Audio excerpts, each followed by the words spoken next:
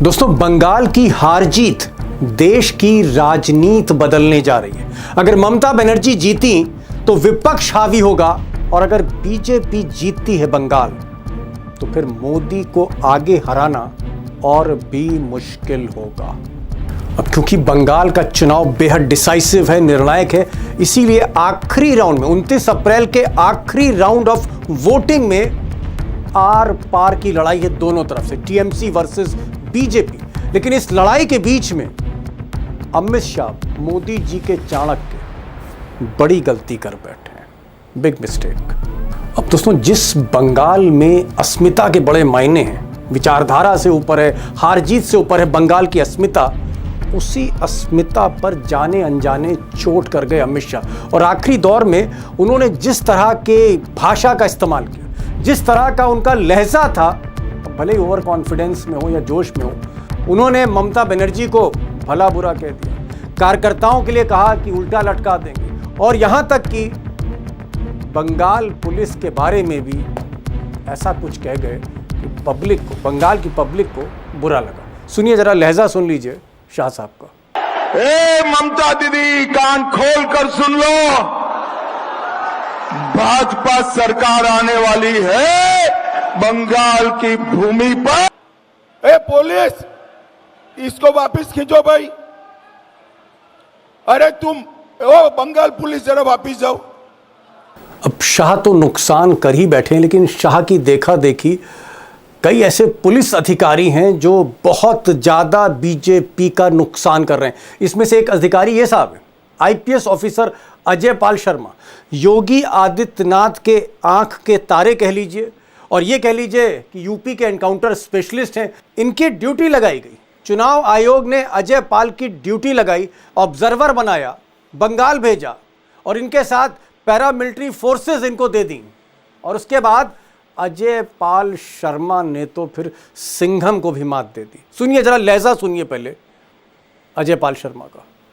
आसपास के जितने भी लोग हैं अच्छी तरह से समझ लें कि अगर किसी ने बदमाशी करी तो उनका कायदे से इलाज किया जाएगा। फिर अगर कहीं से खबर आ गई। अब अजय पाल शर्मा जो एनकाउंटर स्पेशलिस्ट हैं, योगी के बड़े नज़दीकी अफसर हैं, इनका जो एक्शन है यहीं पर नहीं रुका।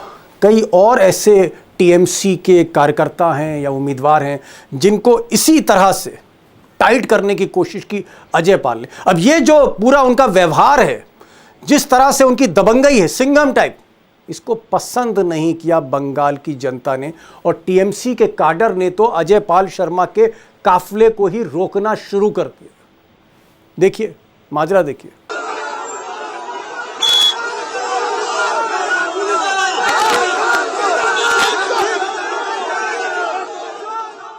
अब सच यह है कि आखिरी दौर के आखिरी दिन अजय पाल शर्मा वर्सेस टीएमसी हो गया, और आप कह सकते हैं कि टीएमसी ने बाकायदा चैलेंज दे दिया।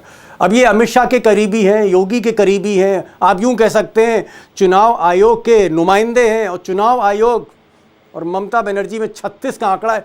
तो टीएमसी ने साफ तौर पे वार्निंग दे दी कि 4 तारीख के बाद अजय पाल शर्मा जैसे अफसरों के खिलाफ ना सिर्फ मुकदमे करेंगे, वो जिस भी राज्य में छुपे होंगे उनको घसीटकर अदालत में पेश किया जाएगा। पर मैं साफ भाषा में अजय पाल शर्मा जी को एक चीज बताना चाहता हूं। आपके ऊपर हमारी नजर है। आप जो ये गैर कानूनी काम कर रहे हैं, ये जो रात के अंधेरे में रेड्स कर रहे हैं, ये जो महिलाओं के साथ अश्लील व्यवहार कर रहे हैं, ये जो डायमंड हार्बर के लोगों को धमका रहे हैं, चमका रहे हैं, ये जो असंवैधानिक काम आप कर रहे हैं अपने बीजेपी के मालिकों के निर्देश पे, मैं आपको इतना बता देना चाहता हूं, 4 तारीख रिजल्ट निकलने के बाद आप जहां भी भाग जाएं, आप छुप नहीं पाएंगे। अब जाहिर तौर पर ममता बनर्जी में भी जोश है, काडर में भी जोश है, और ममता बनर्जी घूम घूम कर कह रही हैं कि जो डर गया सो मर गया, मैं डरने वाली नहीं हूं, इन बाहरी गुंडों से मैं डरने वाली नहीं हूं, ये जितना डराएंगे हम उतना ही लड़ेंगे। सुनिए। एक बड़ा सवाल है और पूरे बंगाल में इसकी चर्चा है, क्या ये बात सही है कि अमित शाह जो बीजेपी के आप कह सकते हैं चाणक्य हैं, जिन्होंने बंगाल में बहुत मेहनत भी की, हालांकि जितनी मेहनत की उतनी तिगड़म भी की। क्या अमित शाह ने आखिर में जिस तरह की भाषा का प्रयोग किया ममता बनर्जी के लिए कि दीदी कान खोलकर सुन लो, या फिर बंगाल पुलिस के लिए कहा कि बंगाल पुलिस को पीछे करो, और वो जिस तरह से उनकी टोन थी वो अच्छी नहीं लगी लोगों को। और फिर हमने ये भी सुना उनको अपने भाषणों में कहते हुए कि 29 तारीख को अगर किसी भी कार्यकर्ता ने थोड़ी सी भी ज्यादा तेजी दिखाई तो उल्टा टांग दूंगा। ये जो अमित शाह की भाषा थी, क्या ये बंगाल के दिल पर चोट कर गई है, और क्या इसका एडवांटेज कहीं ना कहीं ममता बनर्जी को है? इसका डिसएडवांटेज, इसका नुकसान आखिरी फेज के चुनाव में अमित शाह यानी बीजेपी को हो सकता है? ये तो बिल्कुल आप सही बोल रहा हूँ, क्योंकि देखिए पहले से जो ये भाषा बंगाली अस्मिता का ऊपर चोट लग पहुंचा।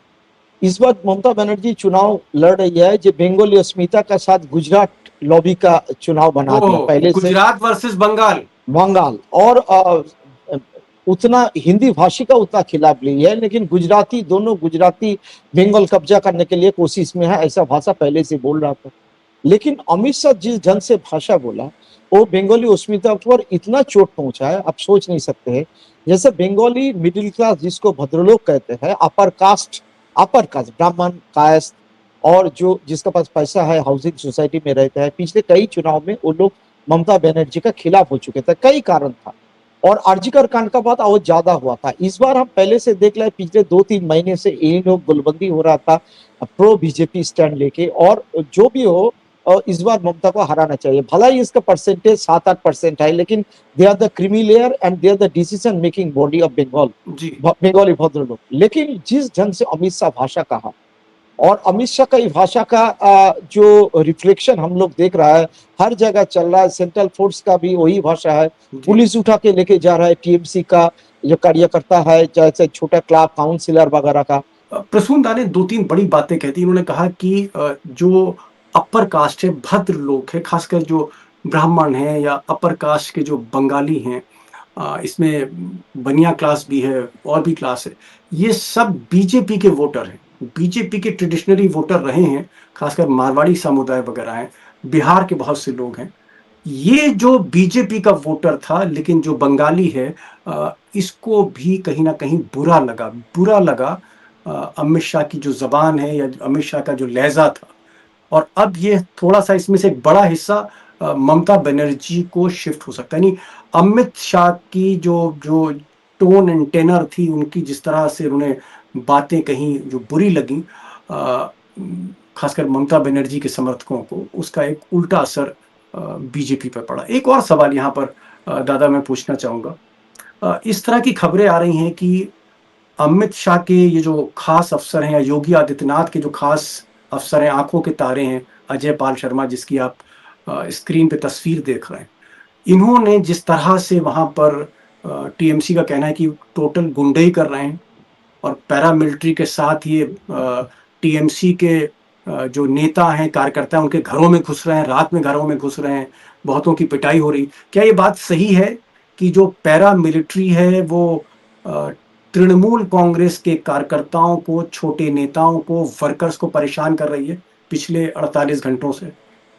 एकदम बिल्कुल सही है। मैं अजय को देखा है, जिस ढंग से अभिषेक बनर्जी का गढ़ माना जाता है डायमंड हार्बर क्षेत्रों में जाके जहांगीर जो कैंडिडेट है उसका बीबी को भड़का रहा है। वो बोल रहा है हम क्या करेगा, कहाँ चुनाव प्रचार में गया है, हमको थोड़ी पता है। उसको भंजे को सता रहा है, भंजे बोला हमारा साथ कोई पॉलिटिकल कनेक्शन है ही नहीं, उसको सता रहा है और बोल रहा है उल्टा करके पीटूंगा। जिस भाषा अमित शाह का भाषा, वही गांव-गांव जाके धमका रहा है, उसके लिए बहुत बुरा असर हुआ।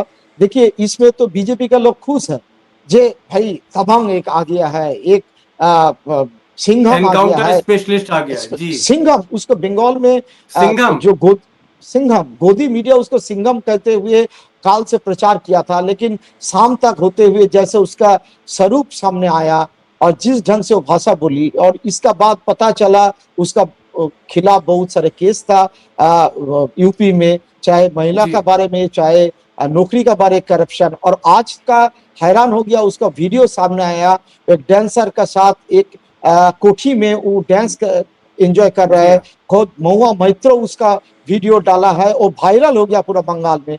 लोग बोल रहे हैं यही सिंघम का चरित्र है। लेकिन एक चीज आपको कहना चाहता हूँ, सिर्फ उसका ही बात नहीं है, हर जगह जैसा बाली मिक्स पॉपुलेटेड एरिया है, वहाँ बाली में तृणमूल का कैंडिडेट भी नॉन बंगाली है, बीजेपी का भी नॉन बंगाली है, लेकिन घर घर जाके घसीट के लेके आ रहा है। टीएमसी का जो काउंसिलर है उसको अरेस्ट कर रहा है। बाकी ऐसा भाटपाड़ा एरिया नॉर्थ बैरकपुर में भी हम लोग वही देखा है, जो काउंसिलर है, वाइस चेयरमैन है, उसका घर का विदाउट अरेस्ट वारंट उसको घसीट के सेंट्रल फोर्स घर अरेस्ट कर रहा है। ये लोग बोल रहे हैं अरेस्ट वारंट कहाँ है, बोला वारंट का कोई जरूरत ही नहीं है। देखिए अभी बंगाल में ऐसा कानूनी प्रकरण चल रहा है, वही घूस है, किसी का खिलाफ बहुत सारे केस है, आप अरेस्ट कर सकते हो, लेकिन जिसका खिलाफ केस है ही नहीं उसका जाके प्री डिटेंशन परेशान कर रहा है, ऐसा कभी देखा भी नहीं। बड़ी बात प्रसून दा ने कही। प्रसून दा ने कहा है कि चाहे गृह मंत्री अमित शाह हो या योगी आदित्यनाथ मुख्यमंत्री हो, इनकी भाषा अब पुलिस वाले बोल रहे हैं। वो पुलिस वाले जो उत्तर प्रदेश से बंगाल भेजे गए हैं, या फिर जो सीआरपीएफ में पिटाई हो रही है, कहीं पर बदतमीजी करी जा रही है, जो नेता हैं टीएमसी के उनके साथ मारपीट की घटनाएं हो रही हैं, और इसका निगेटिव इम्पैक्ट पड़ रहा है, निगेटिव उल्टा असर हो रहा है इसका बीजेपी पर। अभिषेक। दीपक जी, एक बात दिमाग में आप बिठा लीजिए, मैं फिर कह रहा हूं, ये बंगाल है।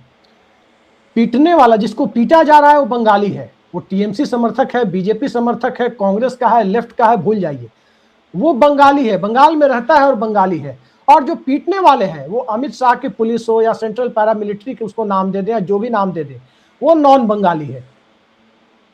ये परिस्थिति बंगाल में ज्यादा नीचे तक पेनिट्रेट करके जा रही है, और भारतीय जनता पार्टी का जो कबाड़ा होने की संभावना दिखाई दे रही है वो इसकी वजह से हो रहा है। ए बंगाल पुलिस, अरे वो बंगाल पुलिस, वापस हटो, पीछे जाओ। कौन सी भाषा है भाई? नहीं, कितनी सीटों का नुकसान आपको लग रहा है? 10-12 सीटों का नुकसान हो सकता है? पहले ये तो देखिए कि पिछली बार जितनी बची थी वो बरकरार रहेगी कि नहीं। नुकसान फायदे की बात बाद में करेंगे। ये 18 सीटें बचा पाएंगे कि नहीं बचा पाएंगे, ये सवाल बड़ा है। ओके अभिषेक, बड़ी बात कह रहे हैं कि भाई कहीं ना कहीं बंगाल वर्सेस नॉन बंगाल है, और पैरामिलिट्री अमित शाह का जो पूरा सिस्टम है एक तरह से खलनायक के तौर पे, विलन के तौर पे देखा जा रहा है वोटर के बीच में, और ये एक अच्छे लक्षण, सिम्टम्स नहीं है। कहीं ना कहीं आप कह सकते हैं उल्टा तीर अमित शाह ने ले लिया है अपनी जबान की वजह से।